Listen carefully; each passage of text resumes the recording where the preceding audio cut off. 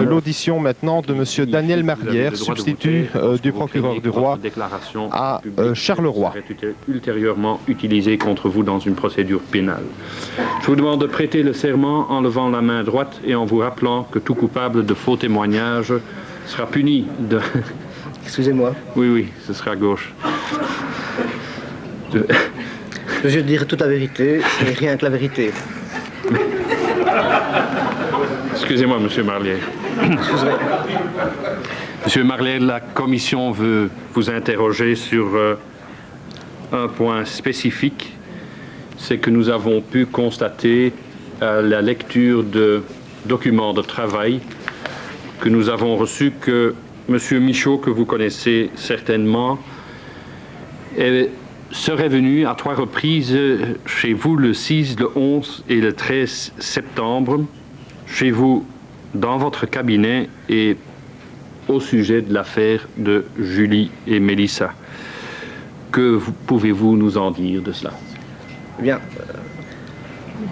je vais vous parler de mes souvenirs, puisque évidemment je n'ai pas eu le temps de consulter ni un dossier ni de notes, puisque j'ai appris tantôt, puisque je regardais la télévision et que j'ai entendu qu'on me citait, et j'ai entendu le commandant Legros.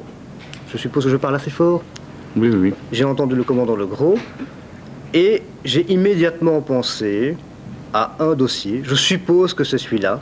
Vous savez, ce sont des souvenirs d'il y a un peu plus de 2 ans. J'ai rencontré M. Michaud, peut-être à plusieurs reprises, mais certainement au moins une fois, certainement, au sujet d'un dossier. J'étais, d'après mes souvenirs, 2e de service. C'est-à-dire que je prenais les plaintes pendant cette journée et j'ai reçu la plainte d'un monsieur, je ne me souviens pas du nom, qui se plaignait d'avoir été mal reçu par une gendarmerie de mon arrondissement judiciaire à Trasny, donc c'est la gendarmerie de Courcelles, et qui venait me faire une déclaration selon laquelle sa petite fille, je n'ai plus le nom évidemment non plus, ce sont des souvenirs, sa petite fille avait fait l'objet d'une tentative d'enlèvement et que la gendarmerie, selon lui, ne faisait rien. Il me faisait part également que la veille ou l'avant-veille, ça je ne sais plus exactement, il s'était rendu à l'émission bien connue de M. Pradel, il me semble que c'est témoin ou perdu de vue ou témoin numéro 1, je ne sais plus laquelle, mais en tout cas une émission de ce genre, et avait fait déjà cette déclaration. Et cette émission a été enregistrée, donc il y a moyen de retrouver cette émission. Et il se plaignait d'une tentative d'enlèvement de sa petite fille, dans des circonstances que je vais vous relater, et venait donc déposer une plainte et me faire rapport de ces faits. Alors, vous devez savoir que, en tant que 2e service, je dois acter la plainte, mais le dossier, normalement, est attribué au 1er de service, qui règle donc la procédure et qui fait l'enquête. Mais comme je vois, évidemment, nous sommes début septembre, vous me dites le 8 septembre, c'est possible, mais en tout cas, début septembre 95, nous sommes en pleine psychose d'enlèvement. J'estime que l'affaire est suffisamment grave pour que immédiatement je prenne les dispositions nécessaires, et ça je peux le faire évidemment, et que je procède au devoir d'investigation, et je demande des explications. Pourquoi? Parce que, pour rester objectif, vous savez, beaucoup de gens viennent déposer au parquet ou déposent devant donc d'autres services de police. Il faut ne pas prendre position, rester objectif et demander des explications. C'est ce que je fais. Je demande des explications à la gendarmerie de Courcelles, d'après mes souvenirs toujours, puisque ça se situe à Strasny, donc il semble que c'est bien la gendarmerie de Courcelles. Je demande des explications concernant ces faits-là. Et M. Michaud, puisque la gendarmerie de Courcelles en fait rapport, il s'agit d'une tentative d'enlèvement d'une mineure, évidemment. Il s'agit donc de cette tentative d'enlèvement, et M. Michaud vient me faire rapport, puisque j'avais demandé que l'enquête soit diligentée le plus rapidement possible. Ce qui a été d'ailleurs fait par la gendarmerie. au niveau de l'enquête, je n'ai absolument rien à redire pour ma part sur cette enquête et sur le travail qu'ont accompli la gendarmerie de Courcelles et le maréchal du logis, M. Michaud. Donc, cette gendarmerie a répercuté l'information qui est donnée par le père, parce que le père, donc, avant de venir chez moi, va déposer une plainte à Courcelles. Il s'estime lésé dans le sens où, selon lui, on n'aurait pas fait le nécessaire tout de suite, ce qui va d'ailleurs se révéler faux, toujours d'après mes souvenirs. Et je demande donc des explications. Monsieur Michaud vient dans mon bureau et m'explique ce qui s'est passé sur le terrain.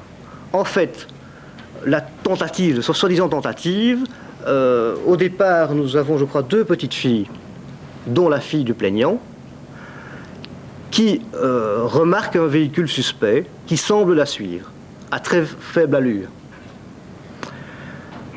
Dans une rue qui, d'après mes souvenirs toujours, est une rue à sens unique. Ça lui semble bizarre, et elle se rend dans un commerce où on téléphone à la gendarmerie et on signale le numéro de plaque du véhicule.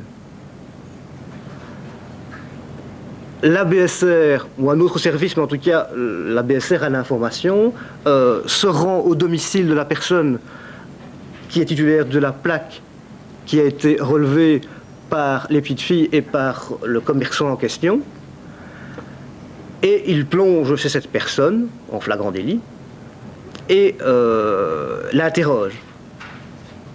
Et plus tard, quand M. Michaud me donne les informations nécessaires pour que je puisse, en toute objectivité, considérer le dossier, M. Michaud me dit qu'il s'agit en fait d'un ou de 2 personnes qui se trouvaient dans le véhicule, qui sont des personnes connues en matière de stupéfiants, des consommateurs, qui recherchaient leur dealer et qui donc se trouvaient là, non pas par hasard, mais se trouvaient là, si vous voulez, à la recherche de drogue à Trasny, puisqu'ils connaissaient quelqu'un et qu'ils allaient donc se fournir, et que ça n'avait aucun rapport avec une tentative d'enlèvement de la petite fille ou des 2 petites filles qui étaient ensemble. Voilà mes souvenirs en ce qui concerne cette intervention de M. Michaud. Il est possible qu'il soit revenu plusieurs fois.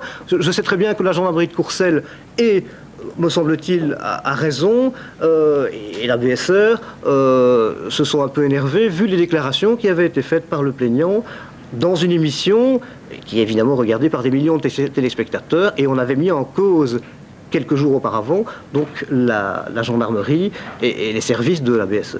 Voilà. Alors 2 questions supplémentaires. La première, à savoir, comment ça se fait que M. Michaud vient dans cette histoire qui se déroule devant la gendarmerie de Courcelles.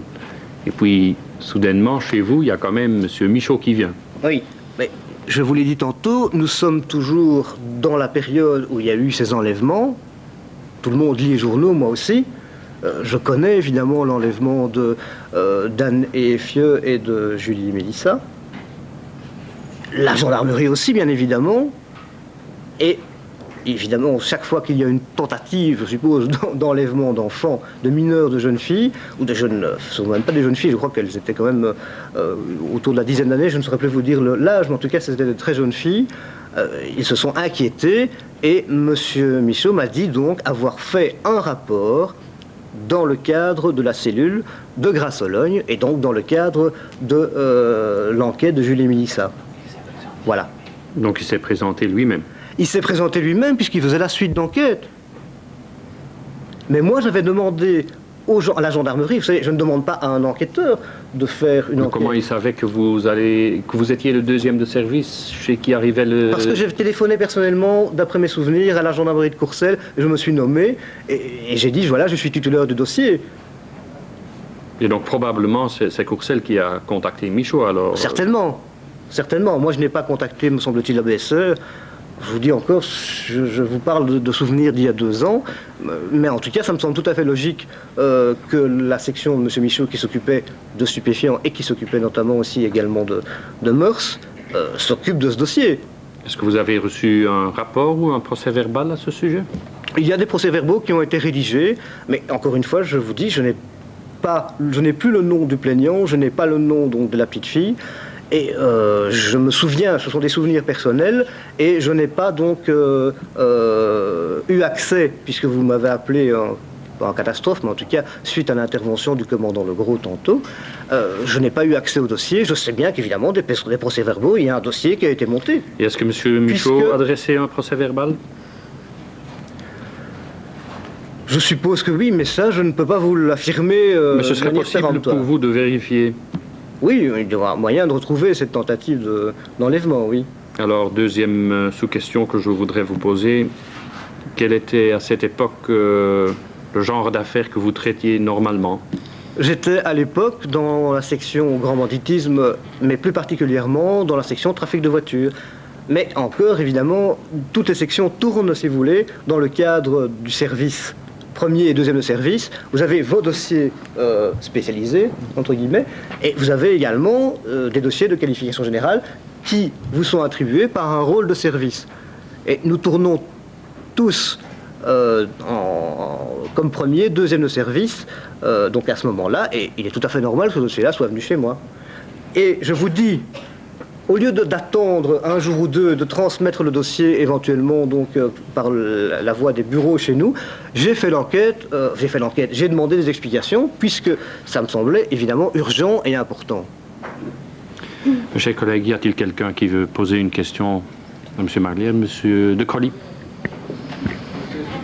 À l'époque où ceci se déroule, vous êtes plus spécialement chargé, vous venez de l'expliquer, du trafic de voitures. Votre situation a changé. Est-ce que vous pouvez nous dire dans quel sens et selon vous pourquoi? Ma situation a changé. J'ai entendu votre intervention tantôt, M. de Crolly.